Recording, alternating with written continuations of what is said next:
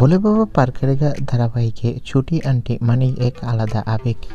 মালবিকা সেন অভিনীত এই চরিত্রটি নায়কের কাকার বান্ধবী হলেও মধুমিতা সরকারের জীবনে তিনি ছিলেন নিঃস্বার্থ অভিভাবকের মতো। একসময় নার্সিংহোমে মধুমিতাকে অনেক ভালো ভালো কথা বলতো আর তাকে সাহায্য করেছে। শ্বশুরবাড়িতে যখন মধুমিতার বিরুদ্ধে কথা উঠেছে তখন ছুটি আন্টি তার পাশে দাঁড়ায়, সবার সামনে স্পষ্টভাবে তার হয়ে কথা বলেছে। স্নেহ, আদর আর ভরসা, এই তিনটা জিনিস ছুটি আন্টির কাছ থেকে বরাবরই পেয়েছে মধুমিতা। তাই বিয়ের দিন মালবিকা সেনের উপস্থিতি যে বিশেষ হবে তা বলাই বাহুল্য। বিয়ের অনুষ্ঠানে মালবিকা সেন মধুমিতাকে বুকে জড়িয়ে ধরে আশীর্বাদ করেন, কপালে চুমু দিয়ে বলেন নতুন জীবনের জন্য শুভকামনা। এরপর তিনি মধুমিতাকে উপহার দেন একটি দামি ঘড়ি ও সুগন্ধি পারফিউম।